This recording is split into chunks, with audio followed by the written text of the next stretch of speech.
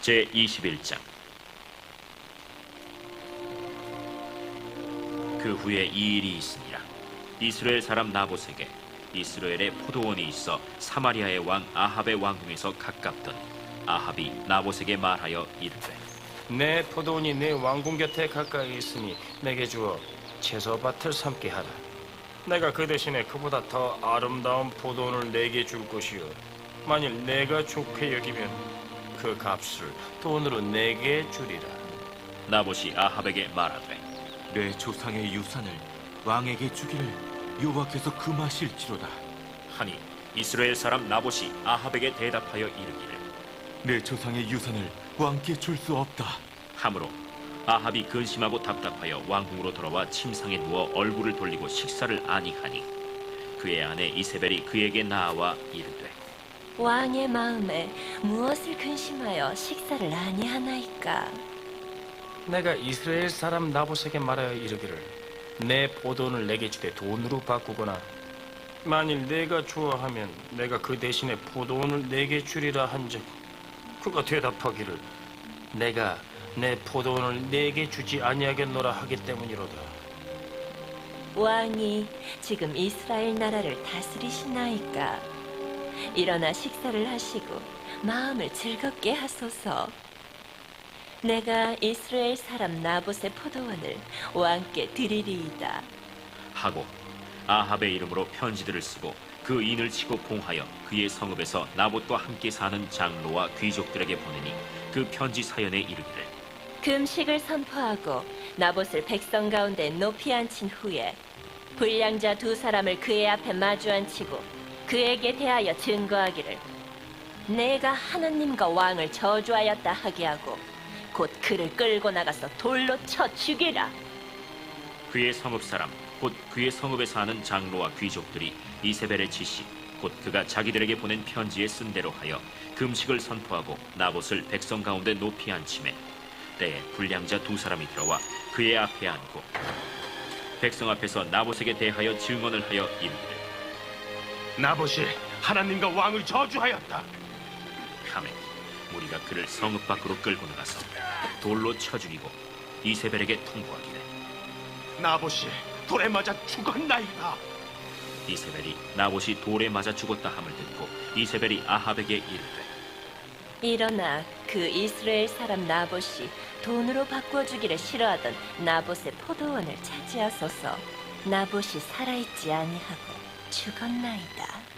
아합은 나봇이 죽었다 함을 듣고 곧 일어나 이스라엘 사람 나봇의 포도원을 차지하러 그리로 내려갔더라. 여호와의 말씀이 디셉 사람 엘리야에게 임하여 이르시되, 너는 일어나 내려가서 사마리아에 있는 이스라엘의 아합 왕을 만나라.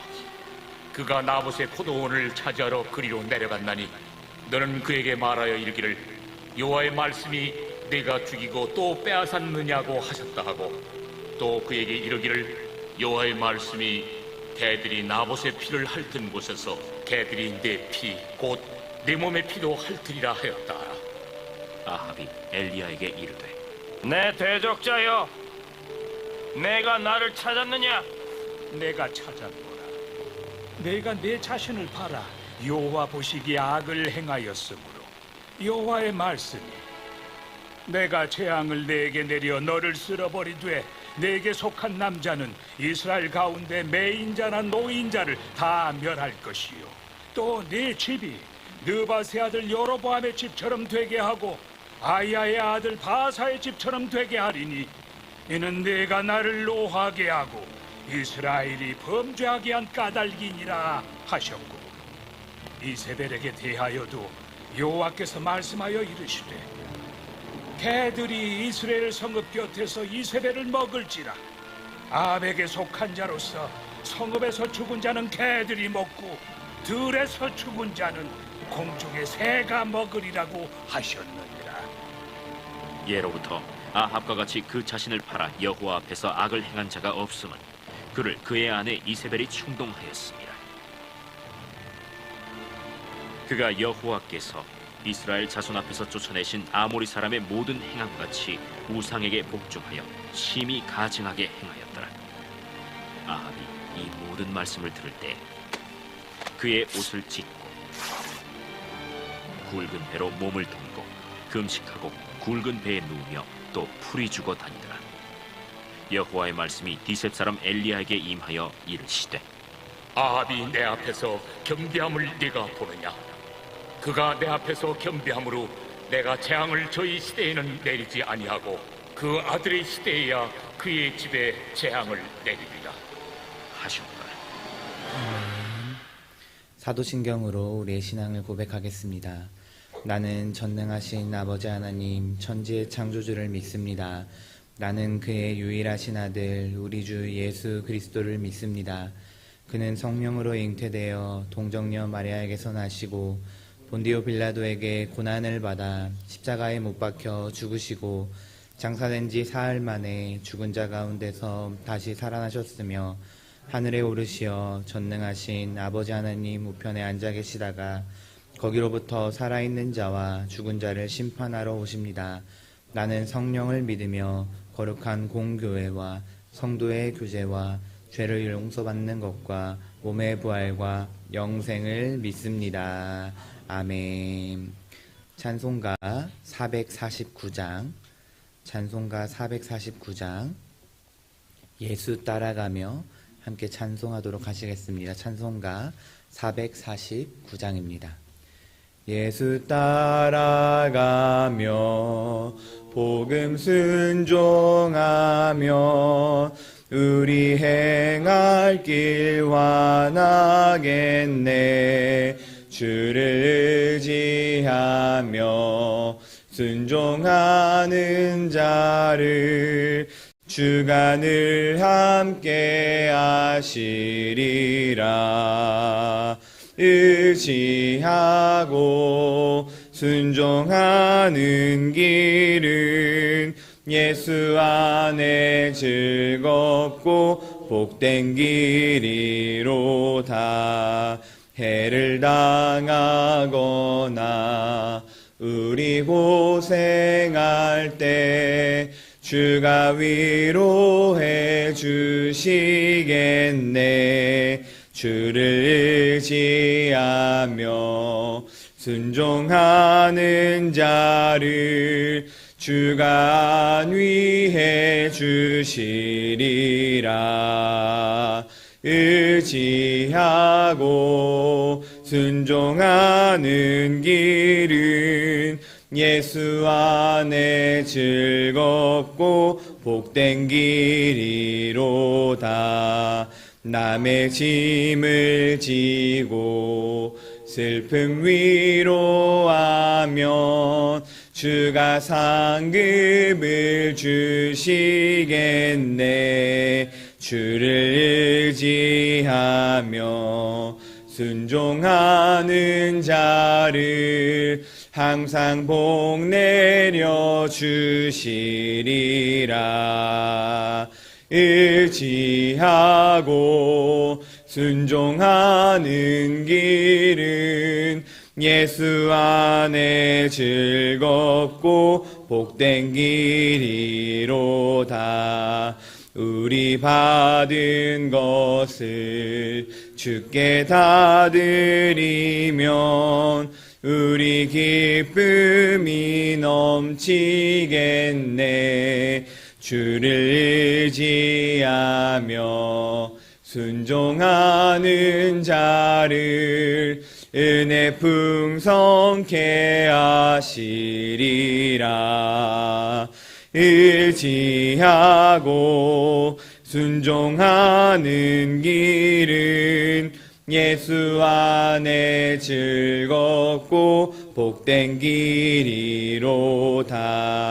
주를 힘입어서 말씀 잘 배우고 주를 모시고 살아가세. 주를 의지하며 항상 순종하면 주가 사랑해 주시리라. 의지하고 순종하는 길은 예수 안에 즐겁고 복된 길이로다. 아멘. 오늘 우리에게 주신 하나님의 말씀은 사사기 1장 22절에서 26절까지의 말씀입니다. 사사기 1장 22절에서 26절까지의 말씀입니다. 함께 합독하도록 하겠습니다. 요셉 가문도 베델을 치러 올라가니 여호와께서 그와 함께 하시니라. 요셉 가문이 베델을 정탐하게 하였는데 그 성읍의 본 이름은 루스라. 정탐꾼들이 그 성읍에서 한 사람이 나오는 것을 보고 그에게 이르되 청하노니 이 성읍의 입구를 우리에게 보이라.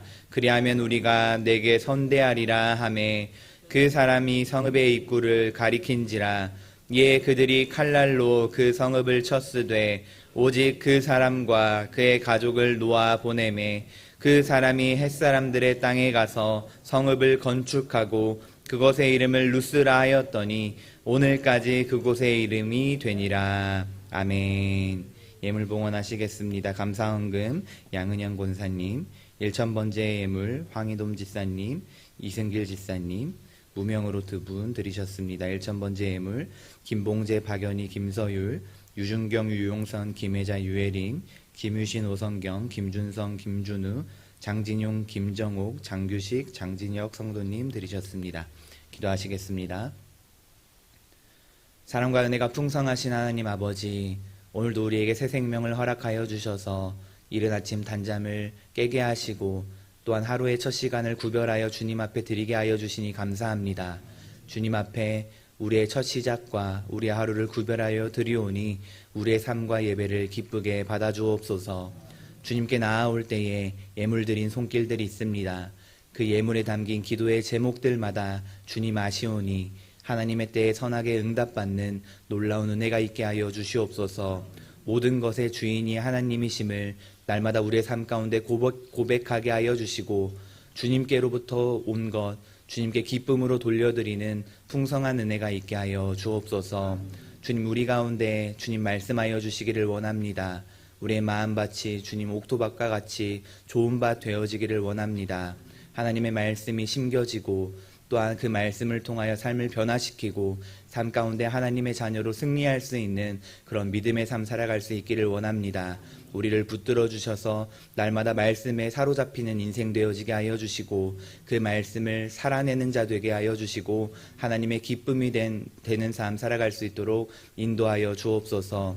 우리 교회를 인천 땅 가운데 주님께서 세우셨습니다. 그 세우신 이유와 목적을 우리 교회가 잘 감당할 수 있도록 인도하여 주시옵소서. 영혼 구원의 사명을 잘 감당하게 하여 주시고 우리가 영혼을 사랑하는 마음을 품고 복음 들고 세상으로 나아갈 수 있도록 인도하여 주옵소서. 아직도 그 구원의 기쁜 소식을 단 한 번도 들어본 자가 없도록 인천 땅 가운데 복음의 소식을 듣지 못하여 죽어가는 자가 없도록 우리가 복음 들고 세상으로 나아갈 수 있도록 인도하여 주옵소서. 아버지, 우리 가운데 아버지 공동의 기도 제목들이 있습니다. 주님, 대선을 앞두고 있습니다. 하나님을 경외하는 믿음의 지도자가 세워질 수 있도록 인도하여 주시고 어떠한 자신의 유익이나 당파적 이익이나 만족이 아니라 나라와 국민을 섬기고 하나님이 기뻐하시는 그런 위정자가 세워질 수 있도록 인도하여 주시옵소서. 기도하는 자는 기도에 무릎을 꿇게 하여 주시옵소서. 자신의 생각이나 가치관이 아니라 무엇이 하나님이 기뻐하시며 무엇이 하나님의 나라를 위한 것인지 우리가 기도에 무릎을 꿇고 기도하게 하여 주시고 사무엘이 고백하였던 것처럼 기도를 쉬는 죄를 범치 않을 수 있도록 주님 인도하여 주옵소서. 주님, 이 시간 말씀 듣습니다. 오늘도 우리에게 말씀하여 주셔서 그 말씀 붙들고 하루를 승리하게 하여 주시고 그 말씀이 레마의 말씀으로 나에게 다가와 그 말씀이 나를 변화시키는 하나님께 기쁨이 되어지는 나의 삶이 되어질 수 있도록 인도하는 말씀 되어질 수 있도록 인도하여 주시옵소서. 사랑이 많으신 예수 그리스도의 이름으로 감사드리며 기도드립니다. 아멘. 오늘은 내 삶의 루스는 무엇입니까? 라는 제목의 말씀을 가지고 은혜를 나누고자 합니다. 제가 하나님의 부르심을 받고 신학을 하기 전에 경찰행정학을 전공하면서 공부했었습니다. 경찰학 시간에 배웠던 내용 중에 아직도 선명하게 기억이 나는 이론 2가지가 있는데요. 여러 학문에서도 많이 사용되는 유명한 이론들이라 아마 들어보신 적이 있으신 분들도 계실 것입니다. 첫 번째는 바로 썩은 사과 이론입니다. 한 개의 썩은 사과가 바구니 안에 있으면 모든 사과를 썩게 만든다라는 말입니다. 핵심은 이것이죠. 썩은 사과 하나가 모든 사과를 썩게 만들듯이 개인의 잘못된 행동이나 작은 부패가 전체 공동체에 부정적인 영향을 끼친다라는 말입니다. 그렇기 때문에 썩은 사과는 방치해선 안 되며 빨리 바구니 안에서 빼내야 한다라는 것입니다. 두 번째 이론은 미국의 범죄학자들이 제시한 깨진 유리창 이론입니다. 깨진 유리창을 방치하면 그 지점을 중심으로 범죄가 확산되기 시작한다는 것입니다. 그렇기 때문에 그 깨진 유리창을 빨리 보수해야 한다라는 이론인데요. 실제로 미국에서는 이 이론을 가지고 1980년대 뉴욕 지하철에 도배가 돼 있었던 그래피티라고 불리는 낙서들을 지우기 시작하였습니다. 이 프로젝트가 시작된 지 무려 5년이 지난 뒤에야 모든 낙서를 다 지우게 되었는데요. 어떤 결과가 벌어졌을까요? 프로젝트를 시행하고 나서 흉악범죄 발생률이 점차 완만하게 감소하기 시작하더니 프로젝트가 종료될 때에는 무려 지하철 중범죄 사건이 75%나 줄었다는 연구 결과를 발표하게 되었습니다. 이 이론을 활용하여서 도시 환경을 설계해서 범죄를 예방하는 기법인 셉테드라는 게 만들어졌는데 예를 들면 이런 겁니다. 담장에 벽화를 그리고 또 골목이나 공원의 조명을 좀 더 밝게 설치하고 또 쓰레기를 버리던 전봇대에 화단을 만들고 또 LED 등을 설치해 골목 바닥에 여러 문구와 그림들을 띄우는 것이 바로 이런 이론에 기반해져서 만들어진 것입니다. 그런데 썩은 사과 이론과 깨진 유리창 이론의 공통된 핵심은 무엇일까요? 바로 작은 것 하나가 전체를 무너뜨릴 수 있다라는 것입니다. 그렇기 때문에 그것이 작다고 무시하거나 방치해서는 안 된다는 사실이죠. 이 두 가지 이론이 왜 잊혀지지 않을까 곰곰이 생각해 보니 이것은 단지 사회 현상에서만 그치는 것이 아니라 우리의 신앙생활에서도 그대로 적용되는 이야기이기 때문입니다. 오늘 우리가 함께 살펴본 사사기 1장 22절에서 26절까지의 말씀도 마찬가지입니다. 얼핏 보기에는 문제가 없어 보이고 가나안 땅을 지혜롭게 잘 정복한 것처럼 보이지만 오늘 말씀을 자세히 살펴보면 작은 타협이, 작은 불순종이 얼마나 큰 결과를 낳는지 보여주는 본보기입니다. 오늘 본문을 한번 살펴볼까요? 22절 말씀입니다. 읽겠습니다. 요셉 가문도 베델을 치러 올라가니 여호와께서 그와 함께 하시니라. 오늘 어떤 가문이 등장하나요? 요셉 가문입니다. 자세히 말하면 요셉이 애굽에서 낳은 두 아들인 에브라임과 므낫세 지파입니다. 그들이 지금 어디를 치러 올라갔다고 합니까? 베델이죠. 본 이름을 루스라고 불리는 곳입니다. 그 땅이 어떤 땅일까요? 요셉의 아버지인 야곱이 하나님의 사닥다리 환상을 보고 하나님의 언약을 받은 곳입니다. 그리하여 루스라는 그 이름을 하나님의 집이라는 베델이라고 바꿨죠. 그렇게 베델은 요셉 가문에게 있어서 단순한 정복의 대상이 아니라 조상 야곱의 믿음과 언약의 뿌리가 있는 장소임과 동시에 신앙의 유산을 되찾을 수 있는 그런 장소였던 것입니다. 그 땅을 되찾기 위해 요셉 가문은 올라갑니다. 그리고 하나님이 그들과 함께 하신다라고 말하고 있습니다. 얼마나 위로가 되고 은혜가 됩니까? 그런데 문제는 무엇일까요? 하나님이 함께 하셨는데도 그들이 온전히 하나님의 뜻을 따르지 않았다는 데에 있습니다. 그 사실을 어떻게 알 수 있을까요? 23절에 그들은 먼저 베델을 정탐하였다라고 말합니다. 그리고 24절에 한 사람을 사로잡습니다. 그러고는 말하죠. 이 성읍의 입구가 어딘지 우리에게 보이라라고 말합니다. 그들이 그 성읍의 입구가 어디인지 몰랐을까요? 아닙니다. 성 안으로 들어갈 수 있는 비밀 통로를 우리에게 말해라 라는 것입니다. 그러면서 그 사실을 우리에게 말해준다면 너에게는 우리가 은혜를 베풀어 목숨을 살려주겠다라는 것입니다. 여기서 문제가 시작되는 것입니다. 무슨 문제인가요? 이 전쟁은 하나님의 싸움이어야 하는데 그들은 정탐, 타협, 협상으로 이어지는 자신들의 방법을 강구하였다는 것입니다. 자신들의 방법으로 우선 길을 확보하고 거래를 통해 성읍을 점령하는 것입니다. 사실 이 말을 들으시면 어떠신가요? 전쟁을 이기려면 그것이 당연한 것 아닌가? 합리적인 것 아닌가? 효율적인 것 아닌가라는 생각이 드시지 않습니까? 그것이 바로 우리를 무너뜨리는 함정임을 우리는 기억해야만 합니다.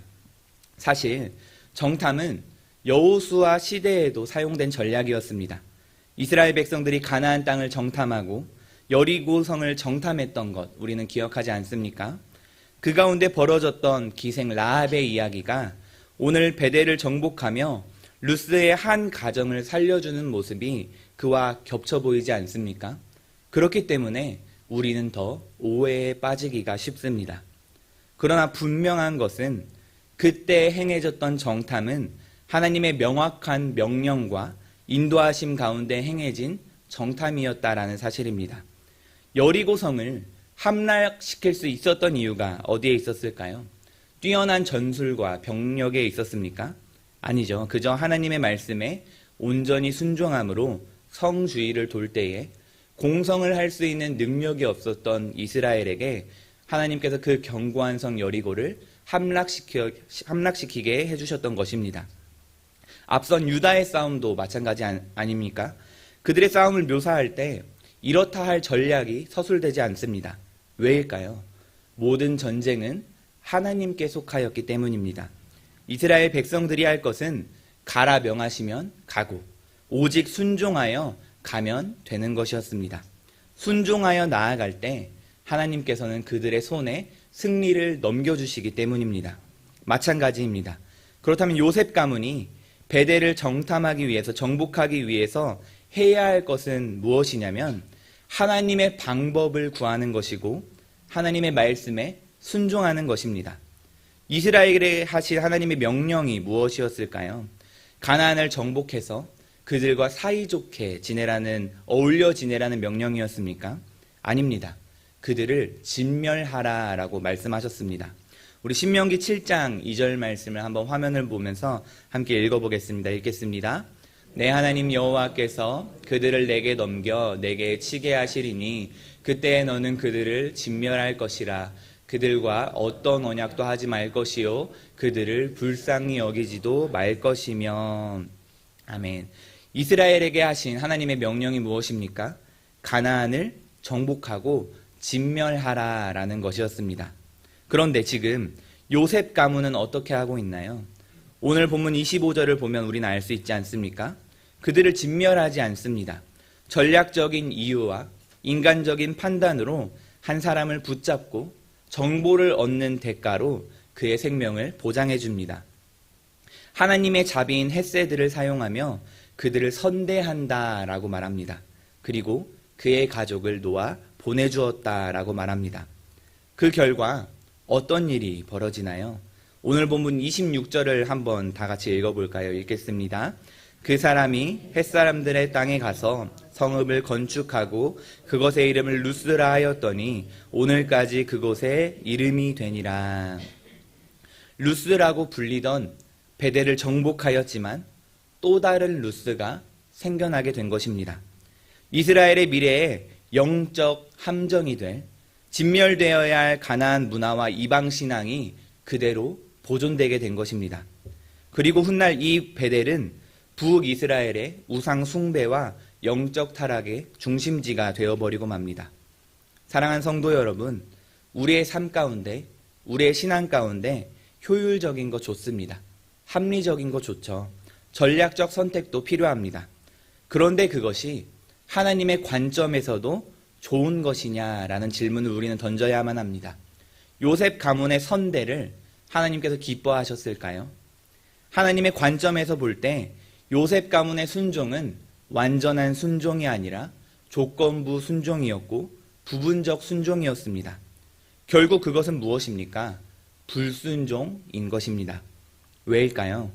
순종은 하나님의 뜻을 전심으로 따르며 자기 방식이나 이익을 내려놓는 태도이기 때문입니다. 온전한 순종이란 하나님을 하나님으로 인정하는 신앙의 표현이기 때문입니다. 간절히 바라기는 저와 여러분들이 조건부 순종이 아니라 부분적 순종이 아니라 100% 순종, 온전한 순종을 하나님께 올려드리는 그런 순종의 사람이 되기를 간절히 소망하고 축복합니다. 말씀을 정리하겠습니다. 저는 오늘 설교를 준비하며 말씀을 읽을 때 한 가지 의문을 가지게 되었습니다. 24절에 분명히 하나님께서 요셉 가문 가운데 함께 하신다고 하셨는데 왜 그들은 그런 선택을 하게 된 것일까? 이러한 의문을 가지고 본문을 계속해서 묵상하고 또 연구하고 설교를 준비하였습니다. 그리고 그 끝에 다시 한번 깨닫게 된 것이 있습니다. 바로 순종은 우리의 몫이다 라는 것입니다. 하나님의 동행이 우리의 선택을 대신해 주지는 않습니다. 왜일까요? 하나님은 로봇이 아니라 자유의지를 가진 자녀를 원하시기 때문입니다. 그렇기 때문에 우리는 매 순간 순종할 것인가 아니면 타협할 것인가 그 기로에 서게 됩니다. 지금까지 저와 여러분은 어떤 선택을 해오셨나요? 앞으로는 어떤 선택을 하시겠습니까? 분명한 것은 오늘 나의 삶에 하나님이 함께 하신다는 것을 믿는다면 우리의 가장 합당한 반응은 전적인 순종이 되어야 할 줄을 믿습니다. 오늘 하루를 살아갈 때에 썩은 사과, 깨진 유리창, 여전히 정복하지 못한 루스가 있다면 하나님의 말씀 앞에 온전한 순종으로 믿음으로 정복하는 저와 여러분들이 되시기를 간절히 소망하고 축복합니다. 이 시간 함께 오늘의 기도 제목, 공동의 기도 제목 읽고 함께 기도하겠습니다. 늘 성령을 사모하게 하소서. 하늘문 기도회에 큰 은혜를 주소서.